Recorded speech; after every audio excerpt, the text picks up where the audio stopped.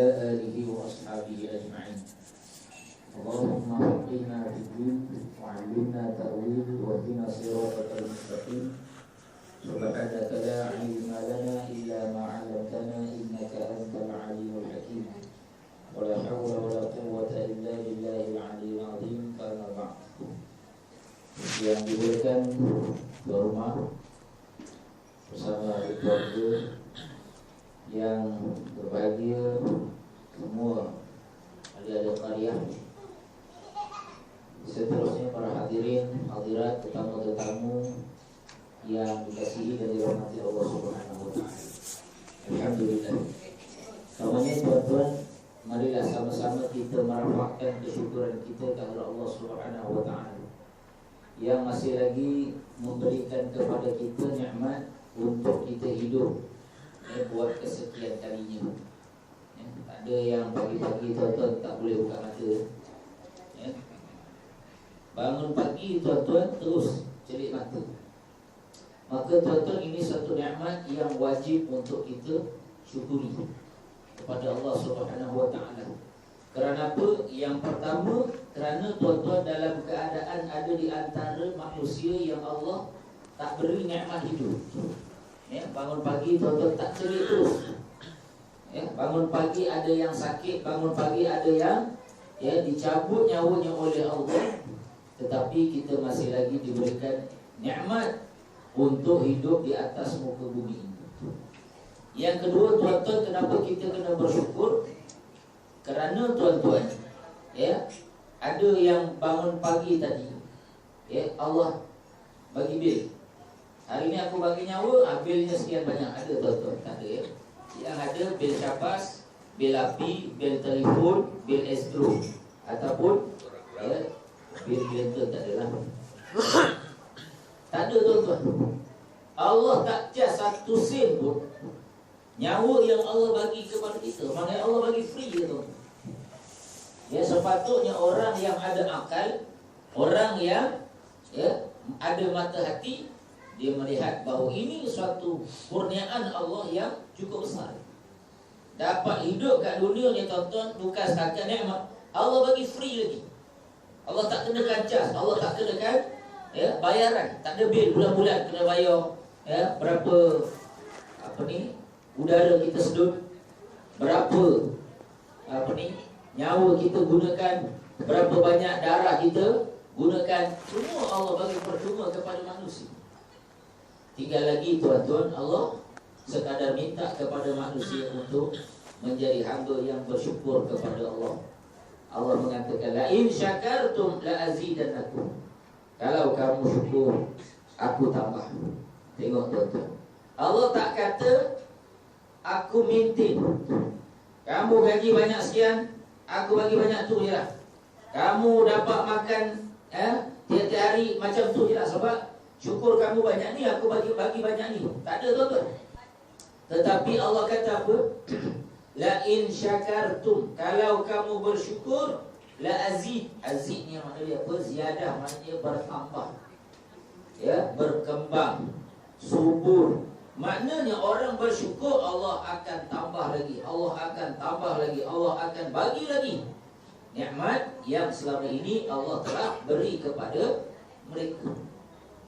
Maknanya tuan-tuan nak murah rezeki, jadilah hamba yang bersyukur.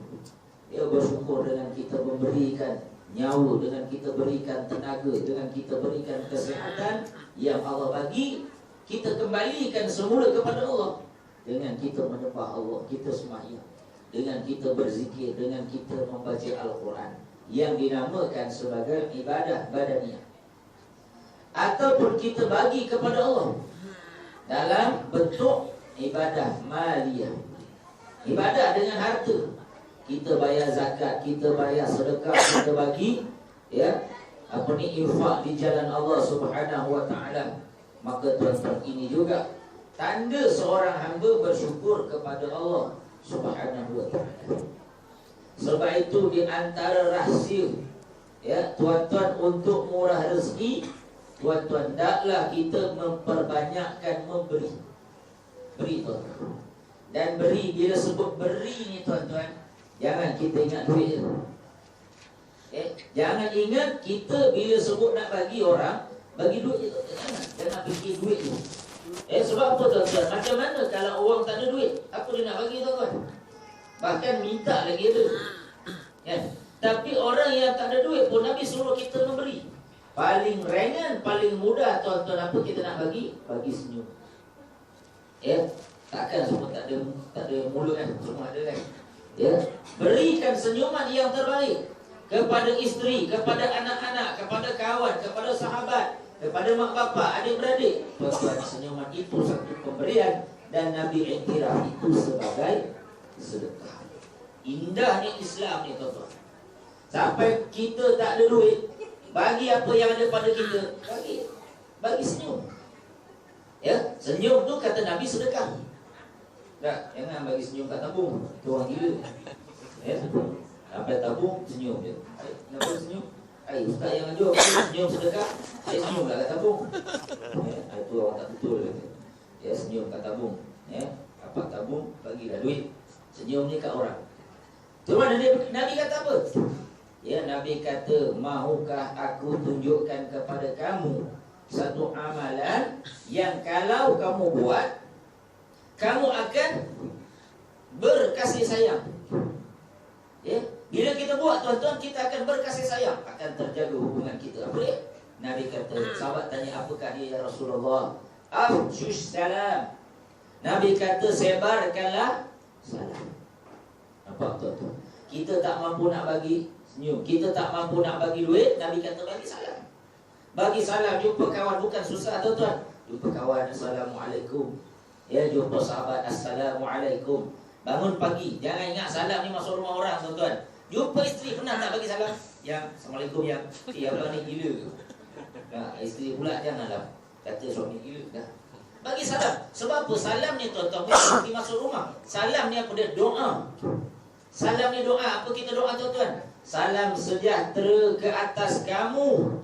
Assalamualaikum warahmatullahi wabarakatuh. Salam kesejahteraan kepada kamu dan rahmat Allah dan keberkatan. Kita doa 3 benda kepada orang bila kita bagi salam. Nak tambah lagi wa maghfiratuhu wa ridwanu, dan juga keampunan Allah serta keredaannya Allah. Tuan-tuan, indahnya kalau bahasa-bahasa yang kita ucapkan kepada orang di sekeliling kita ialah bahasa-bahasa yang menyenangkan hati. Ini tuan-tuan. Isteri ucap pada suami, suami ucap pada isteri, kawan ucap dengan sahabat, jiran tetangga, Assalamualaikum. Ini kesejahteraan. Dan maksud sejahtera ni tuan-tuan bukan kata ucapan, tetapi kesejahteraan apa juga. Kita boleh sebarkan dengan kawan-kawan. Dan tuan-tuan, yang terbaik ialah kita memberi harta. Ini yang terbaik. Bagi harta, bagi duit, bagi sedekah, bagi zakat, bagi wakaf, bagi apa-apa tuan-tuan. Tak mampu bagi duit, bagi barang. Bagi barang tuan-tuan. Nabi kata apa? Tahadu tahabu. Dan tuan-tuan, Nabi kata satu betul. Sebenarnya tuan-tuan, kita kadang-kadang tengok masyarakat hari ni, bila nak motivasi dia ambil orang barat. Dibono lah. Tak apa pun nama-nama tuan-tuan, Karl Marx lah. Orang yang tak percaya Tuhan pun kita ambil kata-kata dia tuan-tuan. Apa salah kita ambil kata-kata Nabi? Yang sebenarnya kata-kata Nabi bila kita amal, mendatangkan kebahagiaan, membina hubungan yang baik antara manusia. Nabi kata apa tuan-tuan? Tahadu. Nabi kata memberi hadiah. Tahabu. Nescaya kamu akan berkasih sayang. Cuba tuan-tuan kita tengok. Kalau hari jadi, apa kita buat tuan-tuan? Kita akan berikan hadiah kepada anak-anak. Kita akan bagi hadiah kepada isteri, kepada suami, kepada kawan. Beri hadiah dalam majlis perkahwinan saudara, ataupun kawan-kawan atau teman. Tuan-tuan, orang ni bila dapat hadiah, dia akan lupa kesalahan orang lain. Dia akan lupa kesalahan kawan dia. Bila dia tengok nama hadiah, kawan dia, tak kira lah tuan-tuan, setakat cawan, RM10 tu tak apalah. Tapi seronoknya dia tuan-tuan bila dapat hadiah. Sebab apa? Hadiah ini merupakan satu penghargaan, appreciation. Orang Jawa kata, satu penghargaan. Dia rasa seronok. Sebab apa? Bila bagi hadiah, dia tahu kawan dia ingat. Ya, kawan dia ingat dia. Nabi kata, bila kamu bagi hadiah, kamu akan berkasih sayang. Orang akan sayang pada kita. Ya, sebab tu kalau cara paling mudah nak pujuk isteri, bagi hadiah. Kita kena tahu apa kesukaan isteri kita. Bagi hadiah tuan-tuan, confirm tak ngamuk dah. Ya, confirm tak merajuk dah. Macam tu juga dengan suami. Bagi hadiah tuan-tuan. Ini kaedah Nabi nak membina hubungan antara manusia. Tuan-tuan, Nabi seorang motivator yang paling hebat. Nabi motivator paling hebat. Sebab apa yang Nabi ucap, bila manusia buat, memang benar-benar suatu yang praktis. Nampak tak tuan-tuan?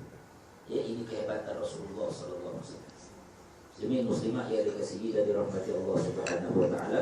Sekadar mukadimah. Ya, pengajian kita pada malam ini. Maaf tuan-tuan, suara tak berapa ada. Ya, jadi terpaksa kuatkan volumenya. Ya, saya ucap terima kasih kepada Tuan Rumah dan juga ahli keluarga yang sudi untuk menjumpa. Sebenarnya tuan-tuan, ya, saya diminta untuk kita mengadakan pengajian bulanan. Ya, kalau tuan-tuan masih ingat, mungkin barangkali sebahagian daripada kita sebenarnya kita dah ada dua pengajian. Ya, cuma tak maintain. Ya, tapi tak apa tuan-tuan, tak ada masalah. Ya, dan setelah perbincangan dengan saudara Maktub, dah minta nak guna kitab. Ya, kitab apa tuan-tuan?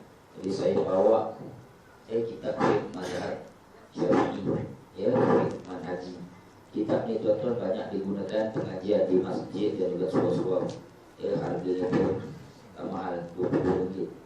Ya, kalau beli banyak insya-Allah dapat diskaun. Ya, 18 ataupun 16 ringgit macam itulah.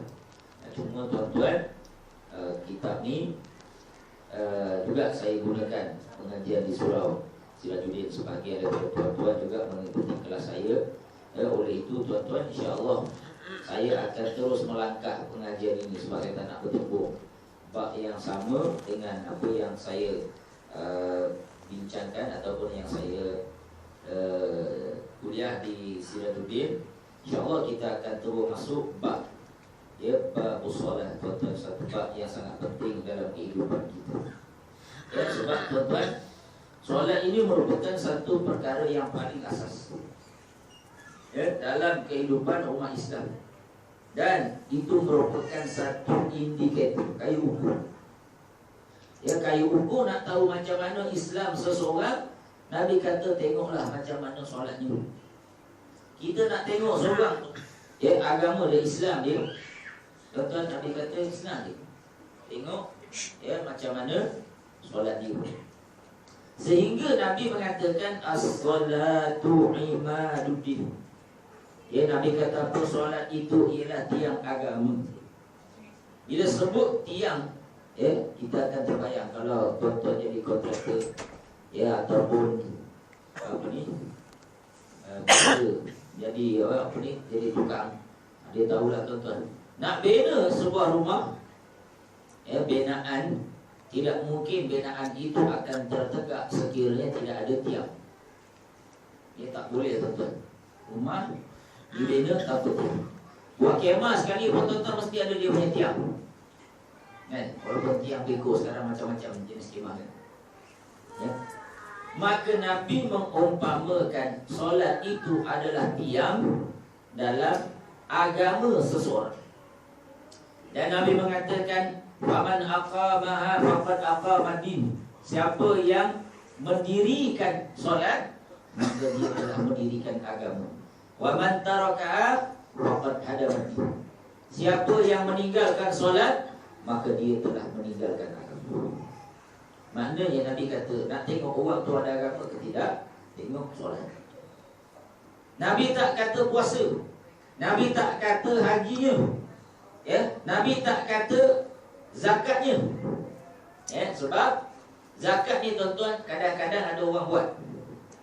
Ya, saya tengok kat lembaga zakat kadang-kadang ramai yang bayar zakat.